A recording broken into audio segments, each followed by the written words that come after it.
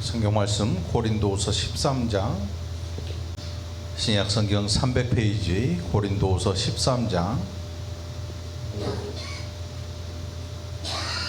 함께 천천히 봉독하시겠습니다.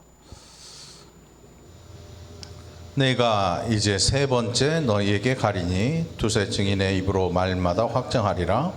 내가 이미 말하였거니와 지금 떠나 있으나 두 번째 대면하였을 때와 같이 전에 죄 지은 자들과 그 남은 모든 사람에게 미리 말하노니 내가 가면 용서하지 아니하리라. 이는 그리스도께서 내 안에서 말씀하시는 증거를 너희가 구하매니 그는 너희에게 대하여 약하지 않고 도리어 너희 안에서 강하시니라. 그리스도께서 약하심으로 십자가에 못 박히셨으나 하나님의 능력으로 살아계시니 우리도 그 안에서 약하나 너희에게 대하여 하나님의 능력으로 그와 함께 살리라. 너희는 믿음 안에 있는가? 너희 자신을 시험하고 너희 자신을 확증하라. 너희 안에 계신 줄을 너희가 스스로 알지 못하느냐? 그렇지 않으면 너희는 버림받은 자니라. 너희가 알기를 내가 바라고 우리가 하나님께서 너희로 악을 조금 더 행하지 않게 하시기를 구하노니 이는 우리가 옳은 자임을 나타내고자 함이 아니라 오직 우리는 버림받은 자 같을지라도 너희는 선을 행하게 하고자 함이라. 우리는 진리를 거슬러 아무것도 할 수 없고 오직 진리를 위할 뿐이니 우리가 약할 때 너희가 강한 것을 기뻐하고 구하니 곧 너희가 온전하게 되는 것이라. 그러므로 내가 떠나 있을 때 이렇게 쓰는 것은 대면할 때 주께서 너희를 넘어뜨리려 하지 않고 세우려 고난을 따라 엄하지 않게 하려 함이라. 마지막으로 말하노니 형제들아 기뻐하라. 온전하게 되며 위로를 받으며 마음을 같이하며 평안할지어다. 너 사랑과 평강의 하나님이 너희와 함께 계시리라. 거룩하게 입맞춤으로 서로 문안하라. 모든 성도가 너희에게 문안하느니라. 주 예수 그리스도의 은혜와 하나님의 사랑과 성령의 교통하심이 너희 무리와 함께 있을지어다. 아멘. 네, 오늘 고린도 교회 사도 바울의 두 번째 편지를 우리가 살펴보고 두 번째 편지의 결론 부분에서 결론 부분인 23장을 통해서 함께 은혜를 나누기를 원합니다. 이제 이 13장 1절에 보면 이제 내가 세 번째 너희에게 간다. 그리고 두세 증인의 입으로 말마다 확정하리라.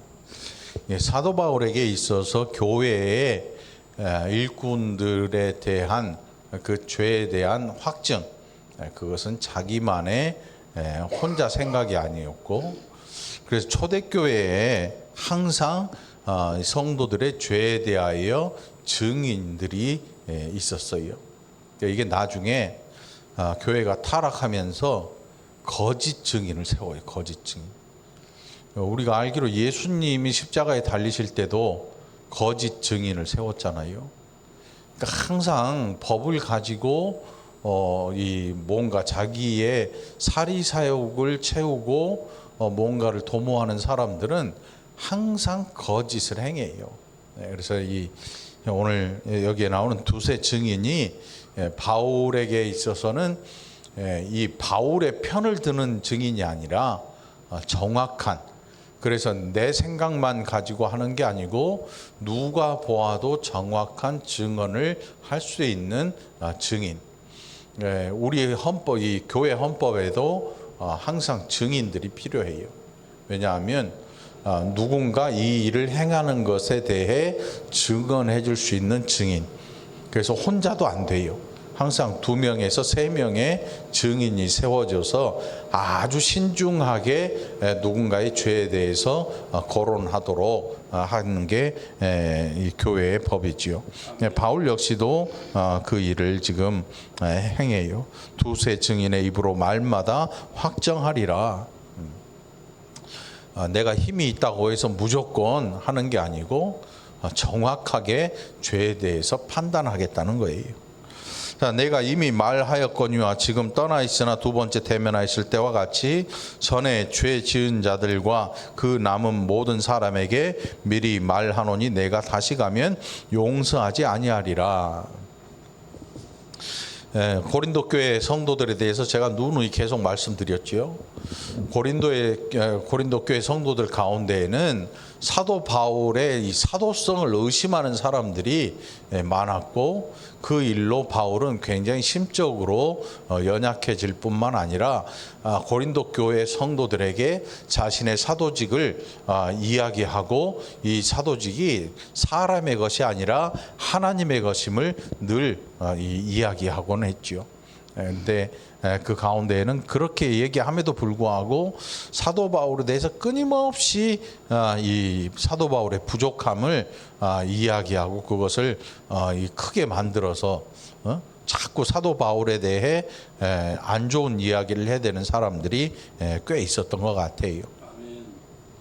그래서 이 바울이 두 번이나 그 죄 지은 사람들에 대하여 얘기를 했지만 듣지 않아요. 왜 안 들을까? 사도 바울을 사도로서 뭔가 부족함을 보였고, 또 그들에게 마음에 들지 않는 거예요.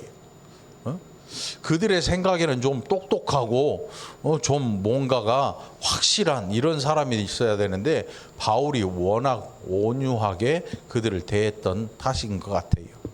사람이 사람을 온유하게 대하는 게 그게 잘못된 거 아니잖아요. 잘못된 거 아니죠. 온유함이 잘못된 게 아니고, 너무나 도에 지나치도록 엄격한 게 오히려 잘못되죠. 바울의 온유함, 바울이 인내하고, 그리고 바울이 자기의 화나 뭐 이런 자기의 혼자의 생각으로 누군가를 정죄하거나 절대 이런 적이 없어요. 항상 신중했고 항상 인내했고, 그래서 모든 성도들이 이 바울이 얼마나 참아가고 있는지, 참고 있는지, 성도들을 얼마나 또 아끼는지 늘 그 모습을 볼 수가 있었죠. 그래서 그 사람들에 대하여 내가 다시 가면 세 번째 방문했을 때는 용서하지 않겠다. 이 공수표를 남발하는 게 아니에요. 우리가 뭐 어른들끼리 다투면 그런 말 하잖아요. 아유, 너 내가 다음에 만나면 가만 안 둬. 이런 말 하잖아요. 근데 바울은 지금 그런 공수표를 남발하는 게 아니에요. 이 초대교회로부터 교회의 법이, 초대교회는 굉장히 무서워했어요, 사람들이. 왜냐하면 교회에서 잘못하고 권면해서 듣지 않으면 교회에서 내쫓았어요. 교회에서 쫓아냈어요. 그것은 무슨 뜻이냐면 너는 하나님과 상관없다라고 쫓아낸 거예요. 교회에서 이제 중세 시대에 오면 파문이라는 게 있죠. 파문. 그러니까 이 교황이 왕을 파문시켜 버리면 교회 법의 보호를 못 받아요. 중세 때는. 그러니까 아무나 가서 찔러 죽여버려도 살인죄가 안 돼. 왜? 얘는 하나님의 법으로부터 이제 이 보호를 받지 못해. 그게 파문이거든요. 그런데 바울이 여기서 이야기하는 게 파문이 아니고, 너는 이 교회 안에 진리에 대하여 이 진리를 인정하지 않는 자로, 복음을 인정하지 않는 자로 여기고 교회에서 출교하는 거예요. 그러니까 하나님과 관련 없는 자로 교회에서 출교하는 거지요. 이게 얼마나 무서운 벌이냐면, 우리는 우리 교회에서 이런 죄를 지면 됩니까? 이렇게 목회자가 얘기하면 알았어, 안 다니면 될 거 아니야, 그러고 건너로 가버려. 뭐 순복음교회나 저 모퉁이에 있는 교회로 가버려. 세비전 교회나 이런, 아니면 저 기쁨의 교회, 왕성교회로 가버려. 그냥 다녀. 그렇게 죄를 지키고도 다닌단 말이지. 근데 그 당시에는 교회에서 출교를 당하면 갈 수가 없어요. 어느 교회에서도 안 받아줘. 그러니까 교회 법을 사람들이 무서워할 수밖에 없지요. 교회 법이 얼마나 중요한지 사람들에게 느껴지는 무게감이 다른 거예요. 우리나라에 복음이 처음 들어왔을 때 그때도 마찬가지였어요. 이 복음이라는 게, 교회 안에 법이라는 게 굉장히 무서웠어요. 그래서 주일 성수를 하지 않으면 교회에서 그냥 이 큰 이 벌을 줄 정도로, 뭐 성찬을 하지 못하도록 벌을 주든지, 아니면 교회에서 심각한 경우에 출교하든지 이런 벌을 줬단 말이에요. 그러니까 우리나라에 복음이 처음 들어와 가지고 이 평양 시내에 장로교가 그쪽으로 들어왔으니까 평양 시내 전체의 거의 대부분이 주일에 문을 닫을 정도로 교회가 주일을 지켰어요. 모든 성도들도 주일을 지켰지요. 이게 이제 점점 사회가 변해감에 따라서, 문명이 변화됨에 따라서 점점 주일에 뭐 돈을 쓰는 일, 뭐 이런 일들이 이제 생겨나기 시작하면서 주일 성수에 대한 개념이 많이 이 뭐라 그럴까요? 범위가 넓어졌지요. 근데 이 복음 초기에는 주일 성수하면 가게 문 열면 큰일 나요. 주일날에는 차도 안 타. 왜? 기름 쓰는 거니까. 너무 좀 심했다고 할까? 뭐 그런 점이 없잖아. 있었지만 어쨌든 주일 성수라는 이 일로 평양 시내에 있는 많은 가게들이 다 문을 닫았다 그래요. 이 교회 다니는 사람들이. 그 옆에 다 문 닫는데 혼자 문 열고 장사할 수는 없잖아. 예수 안 믿는 사람도. 그러니까 닫을 수밖에 없는 거지. 이렇게 이제 전쟁 이후에 남쪽으로 교회들이 다 내려오고 피난민들 내려오고 하면서 점점 이 주일 성수에 대한 개념이 변해가기도 하고 뭐 이런 일들이 생겨서 오늘까지 이른 거지요. 지금도 주일 성수는 해야 되죠, 여러분. 주일을 지키는 거는 반드시 지켜야 돼요, 주일은. 근데 주일을 어떻게 지킬 것이냐, 그것에 대해서 좀 많은 것들이 넓어져 있지요. 넓어져 있어요. 넓혀졌지요. 꼭 문자적으로 막 자기가 출석하는 교회 반드시 나가냐? 그 외국 가는 사람도 비행기에서 뛰어내릴 거야, 어떡할 거야? 안 되잖아요. 그러니까 이 주의를 지키고 싶은 신앙이 있는 사람들은 어디에 가든지 정상적인 교회에 가서 예배를 드리고 주일을 지내야 됩니다. 그게 주일 성수의 이제 개념, 넓은 개념으로 변해가게 되겠지요. 근데 막 무조건 출석하는 교회 무조건 나와서 예배 드리고 갈, 약속을 해놨는데 어떡할 거야? 지방에 가야 되고 외국 가야 되고 하는데.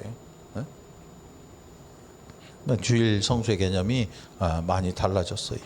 아무튼 교회의 징계가 무시무시할 때가 있었어요. 사람들이 그래서 이 징계를 두려워하고 자신을 죄에서 지키기 위해서 힘을 쓸 수밖에 없는 거예요. 왜? 징계가 확실하고 무서우니까. 죄를 범하려고 했던 사람도 아차 싶어서 다시 죄를 멀리하게 되는 그런 이 좋은 점들이 있긴 했죠. 바울이 2절에서 이야기하는데 다시 가면 용서하지 않겠다, 용서하지 아니하리라, 이 얘기는 두고 보자 그게 아니고 실제로 교회에서 출교당할 정도로 강하게 징계하겠다는 거예요.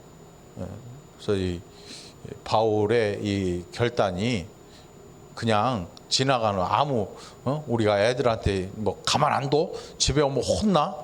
이런 얘기가 아니에요. 실제로 교회의 법을 가지고 그들을 다스리겠다는 거죠. 자, 그리고 바울에게는 자신의 위상이나 자신의 유익을 위해서 진리를 증거하거나 착한 척 한다거나 이런 게 아니었어요.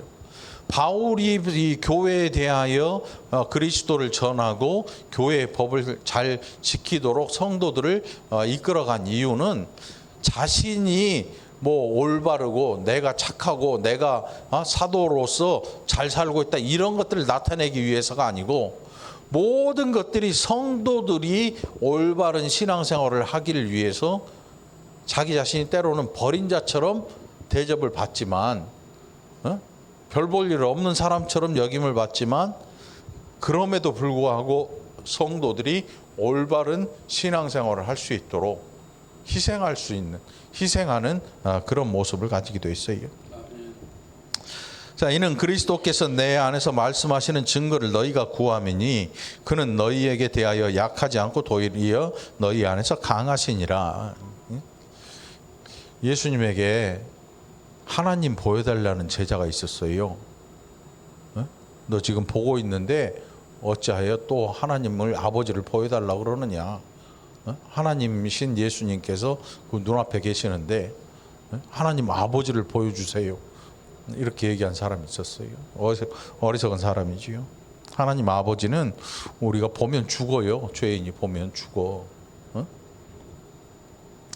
네, 예수님의 말씀하시는 증거, 이게 뭐냐면 바울의 그 사도로서의 확실성을, 증거를 내놔라 이거예요. 증거를 내놔라. 예수님께서 사도들한테 편지를 써서 얘는 내 제자이니까 너희가 이런 편지를 써준 적도 없고, 부르심을 입고 하나님께서 이방인의 사도, 이방인의 그릇으로, 복음을 전하는 그릇으로, 하나님의 그릇으로 사용하시겠다는 말씀을 듣고 순종해서 나온 거니까 서류가 없잖아요. 신앙의 특징이 뭐냐면 약속을 믿는 것이지 서류를 믿는 게 아니에요. 서류. 아브라함도 서류를 믿지 않았어요. 아브라함에게 서류가 있습니까? 나중에 하늘의 별과 같이, 바다의 모래와 같이 많은 민족을 너를 통해서 이루겠다. 그러면 증서를 하나 써주세요. 이런 적이 없거든요. 말씀하시는 하나님 그 약속을 그대로 믿고 따라가요. 이게 아브라함의 믿음이고, 바울 역시도 이 같은 믿음을 가지고 있고, 저와 여러분도 언약을 믿는 동일한 믿음의 소유자예요. 여러분, 예수님 믿을 때 당신은 예수님 믿으면 구원받은 백성입니다. 예수님 믿으세요. 구원받습니다. 서류 쓴 사람. 사람과 부부관계에는 못 믿으니까 서류를 쓰잖아. 서류 안 써봐 난리나. 우리나라 전 세계가 난리 날 거야. 혼인하게 되면 혼인 증서가 있잖아요. 그 법원에 신고하잖아, 둘이. 근데 법이 있어도 난리는데 법이 없어 봐요. 더 난리 나죠. 그런데 믿음은 이게 없어요. 서류가 없어요. 믿음으로 믿음을 가지게 되는 거예요. 자, 그리스도께서 약하심으로 십자가에 못 박히셨으나 하나님의 능력으로 살아계시니 우리도 그 안에서 약하나 너희에게 대하여 하나님의 능력으로 그와 함께 살리라. 여기 보면 그리스도께서 약하심으로, 우리가 자칫 잘못 오해하면 예수님께서 힘이 없어가지고 잡혀 죽으신 걸로 이렇게 생각할 수 있는데, 이건 그런 뜻이 아니라 예수님께서 가지신 완전한 인성에 대해 이야기하는 거예요. 예수님은 하나님이시지만 완전한 사람이기도 하세요.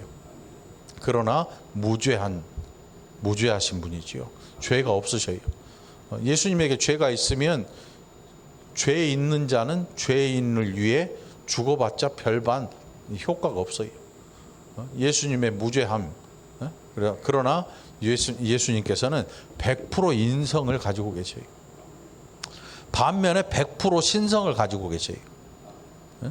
그래서 처음에 초기 그 기독교 가운데 이단들이 출몰 하는데 뭐라고 했냐면, 예수님은 절반은 신이고 절반은 사람이다. 온갖 잡동사니 설들이 막 떠돌아요. 그러나 예수님께서는 완전하신 하나님, 성자 하나님이시고 완전한 인간으로 이 땅에 오신 것이다. 왜냐하면 사람의 죄는 사람의 생명으로 속하지 않으면 효과가 없어요. 여태까지 예수님 이전에는 사람의 죄를 뭘로 속해요? 짐승의 피로 속했잖아요. 그거는 상징적이고 그림자에 불과했지만, 예수 그리스도께서 이 땅에 메시아로 오신 이후에 사람의 죄를 속하러 오신 거거든요. 개나 돼지의 죄를 속하러 오신 게 아니에요. 사람의 죄를 속하러 오셔서 사람의 죄를 속하셨어요. 사람의 죄는 사람이 대신 속하지 않으면 효과가 없어요. 효력이 없어. 그리고 거기에 이 죄를 용서하실 권세가 있는, 권한이 있는 하나님이 아니고는 이 죄를 사해 주지도 않아. 사해 주지도 않아. 그러니까 성부와 성자의 언약이 이 일을 이루신 거죠. 성령을 통해서. 그래서 그리스도께서 약하심으로, 이 뜻은 예수님께서 힘이 없다 이 뜻이 아니고 완전한 인성을 가지셨기 때문에 십자가에 달려 인성을 가지시고 십자가에 달려 죽으셨다. 이렇게 우리가 해석을 해야 되죠. 자, 하나님의 능력으로 살아계시니 죽은 자 가운데에서 하나님께서 다시 살리신 거예요. 다시 살리신 것. 우리도 그 안에서 약하나 우리는 실제로 약하지요. 왜냐하면 죄인이기 때문에. 예수님의 약하심과 우리의 약함은 또 달라요. 너희에게 대하여 하나님의 능력으로 그와 함께 살리라. 예수님의 부활은 저와 여러분의 부활을 보증하는 거예요. 보여주는 거죠. 우리에게 부활이 없으면, 그리스도의 부활이 없으면 우리의 부활도 헛것이에요. 그리고 예수 믿을 필요도 없어요. 부활 없으면. 뭐라 믿어요? 죽어서 끝나는데. 안 믿어도 돼. 그러나 부활이 있어요. 확고하죠.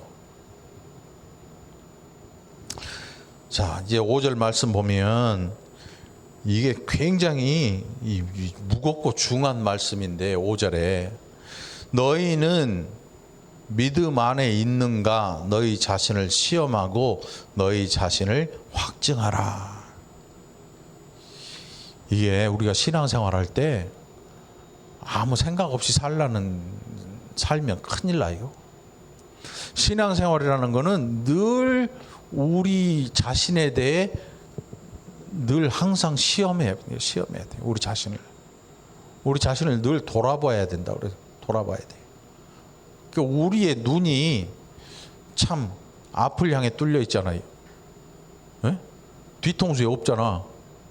뒤통수에 눈 달린 거 봤어요? 없어. 앞만 본단 말이에요. 그 육신의 눈처럼 영혼의 눈이 만일 앞만 보고 다른 사람만 보면 큰일 나요. 다행히 영혼의 눈이 우리의 심령 안에 있지. 그래 뭘 보겠어요?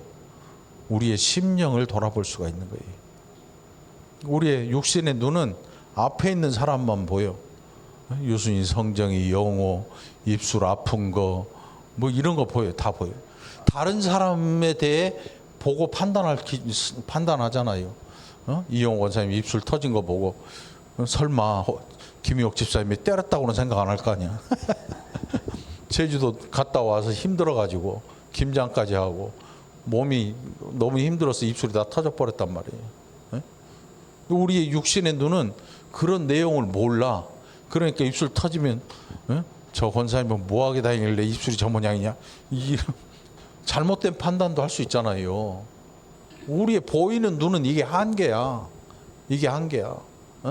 공무사님 얼굴 딱 보니 뽀송뽀송하니 왔다 옛날보다 이뻐졌네. 이렇게 보고 있는데 사실 아팠거든. 아파가지고 살 빠진 거예요.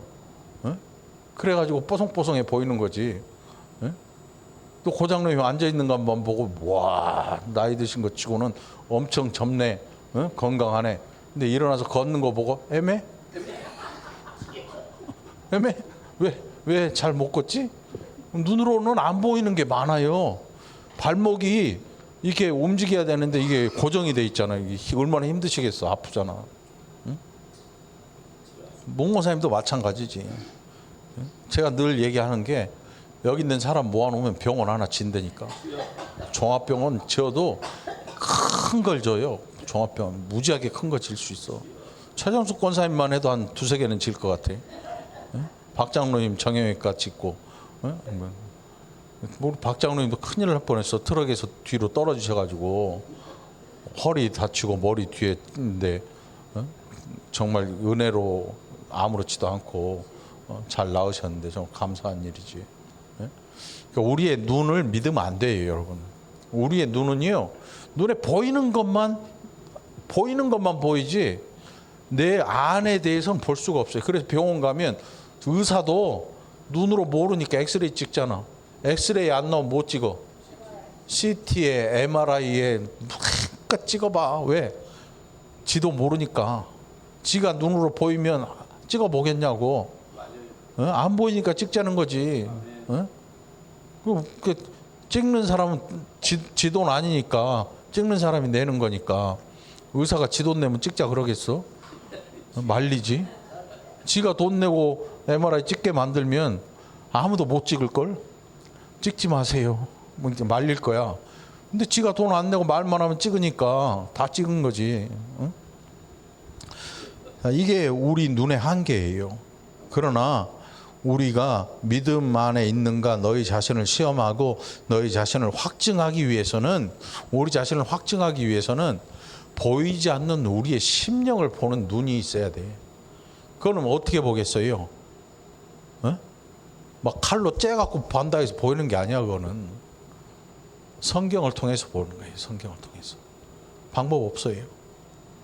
어떤 사람은 막 기도할 때 보니까 그건 네 생각이고, 기도라고 하는 게 지가 혼자 했으니까 이게 누가 봐도 다 그래야 되는데 혼자 기도하다가 뭘 봤어. 그러니까 하나님이 내 믿음은 참 좋은 믿음이라고 칭찬해 줬대. 그때 우리는 뭐라고 해야 되냐면 그건 네 생각이고 이렇게 말해요. 성경을 통해서 확증되거나 입증되지 않으면 소용없어요. 그래서 성경을 덮어버리고 믿는 것만큼 위험한 게 없어요. 이단들의 특징이 뭐냐면 성경 안 보고 교주가 하는 말 믿거든. 교주가 하나님이니까. 에? 그러니 여러분 교회에 다니는 것 이거 복인 줄 아세요. 왜? 교회 다니면 성경 읽으라고 하지 목사 말 철석같이 믿고 따라오라고 안 하거든요. 만일 그런 사람이 있다면 뭔가 문제가 있는 거지. 그런 사람 따라가면 안 돼요. 큰일 나죠. 네? 그래서 여러분들 늘 여러분들을 시험하고 확증하는 말씀을 통해서 할 수 있는 여러분 되길 간절히 바랍니다. 6절에 우리가 버림받은 자 되지 아니한 것을 너희가 알기를 내가 바라고, 우리가 하나님께서 너희로 악을 조금도 행하지 않게 하시기를 구하노니 이는 우리가 옳은 자임을 나타내고자 함이 아니라 오직 우리는 버림받은 자 같을지라도 너희는 선을 행하게 하고자 함이라. 이게 바울의 고린도 교회 성도들 뿐만 아니라 모든 바울이 복음을 전했던 성도들에 대한 사랑의 마음이거든요. 우리가 자식들을 훈계할 때 자식이 미워가지고 때리거나 하지 않잖아요. 요즘은 비정상의 시대, 사람들이 비정상이다. 그러니까 자식을 학대하는 거지. 그 학대와 사랑은 또 달라요. 근데 이게 조절이 안 되니까 법으로 아예 금지를 시켜버리지. 요즘은 내 배로 낳은 자식이라도 손 찌끔하면 돼, 안 돼요? 때리면 큰일 나요. 때리면 큰일 나.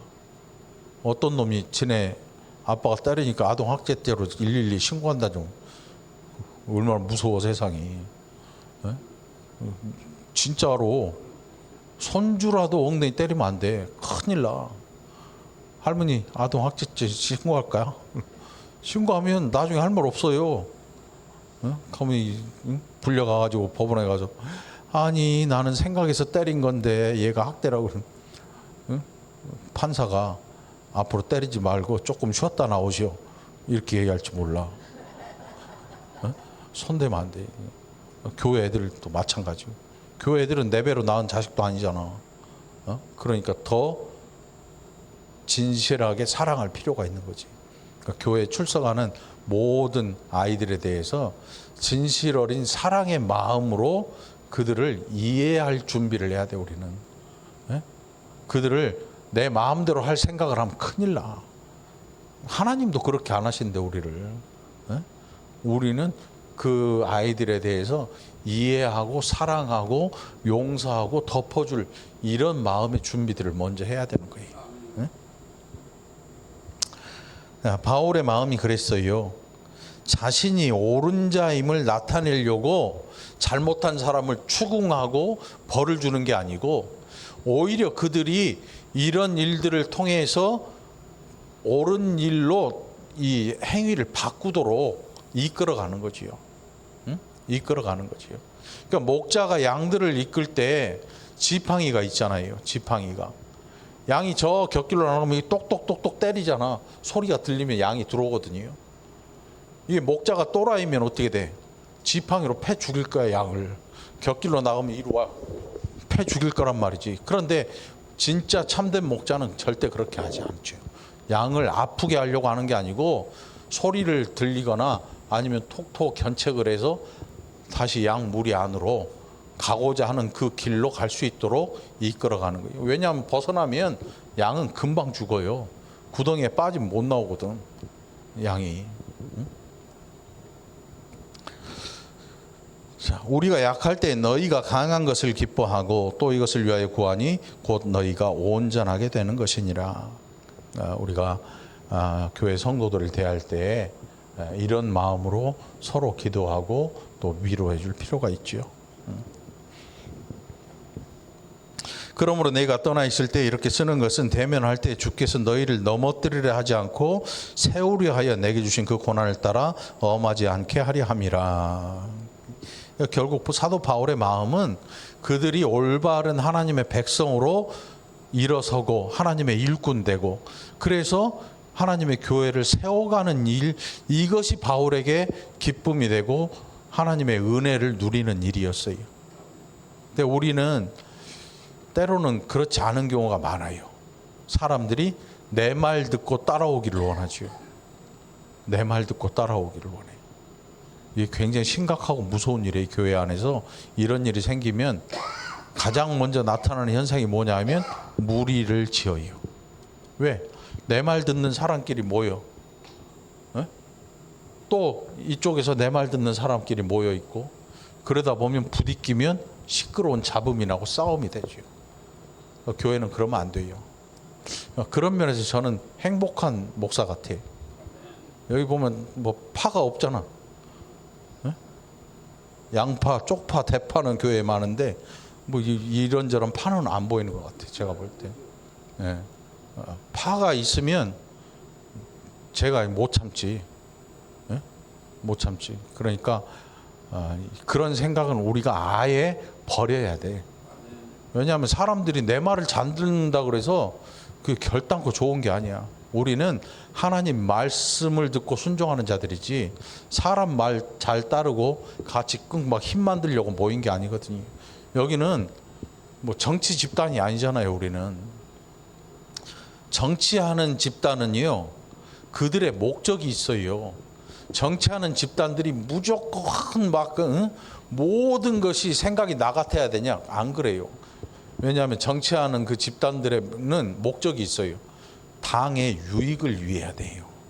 자기가 속한 정당에 유익이 없으면 안 해요. 그게 지극히 정상인 거야. 지극히 정상이야. 자기 당의 유익을 위해요. 그게 가장 첫 번째야. 대기업의 윤리가 뭔지 아세요? 가장 첫 번째? 이윤 추구예요. 기업의 가장 첫 번째 목표는 이윤 추구예요. 이윤 추구. 이윤 없으면 안 해. 이게 첫 번째 철칙이야. 철칙. 이윤 추구가 1번이고 뭐 사회 참여 이거는 이윤 추구가 안 되면 안 하는 거예요. 이윤 추구가 되니까 사회 사업도 하고 사회적으로 어려운 사람 뭐 도와주고 뭐 어디서 현대차에서 뭐 차를 주고 어쩌고 좀 했네 막 나오잖아. 그게 뭐냐 하면 홍보 효과를 누리는 거예요. 우리는 이런 착한 일을 하니까 우리 차 좀 팔아주시오 이거지요. 붕어빵 장사가 장사를 하는데 막 길 가는 사람한테 붕어빵 나눠줘. 막 이것도 하루 이틀도 아니고 막 1년 내내 나눠줘. 그럼 어떻게 돼? 망하지. 그것도 기업이에요, 여러분. 붕어빵 장사도. 붕어빵 장사를 우습게 보면 안 돼. 붕어빵으로 하루에 100만 원 버는 사람도 있어요, 여러분. 붕어빵으로. 진짜로. 우리나라에 붕어빵 대통령이 있더라고. 붕어빵 대통령. 거기 뭐 월 매출이 뭐 한 1,000만 원 넘어. 하루에 뭐 몇십만 원 막 파니까. 무조건 다 나눠줘. 그럼 반드시 망할 거 아니냐고. 그런데 안 망하는 데가 있어요. 어디가 안 망해? 우리 동기 목사님 저 천상교회 가면 화요일 날 전도를 하는데 붕어빵 나눠줘. 그건 안 망하더라고. 공짜로 줘 다. 공짜로 줘. 그건 붕어빵이 아니야. 붕어빵보다 더 커. 잉어빵이래. 요즘 새로 나온 거. 응? 여러분 붕어빵 셀 때 어떻게 세? 그게 한 마리야?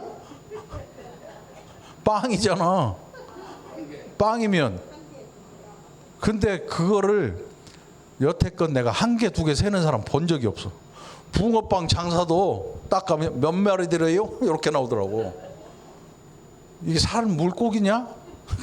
따지고 싶은데, 응? 몇 개 들어요가 아니에요. 붕어빵 장사도, 응? 자기 손으로 밀가루 붓고 그 단팥 집어넣으면서도 이게 물고기 아닌지 뻔히 알 텐데, 이거 다 완성되면 몇 마리 드릴까요? 그래서 붕어빵 장사가 수산업에 들어가는 거예요. 응? 붕어빵 장사 수산업자. 수산업자.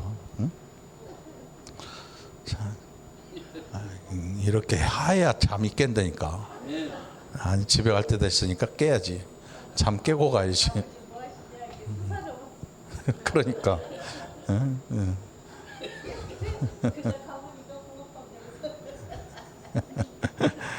한번 해볼려?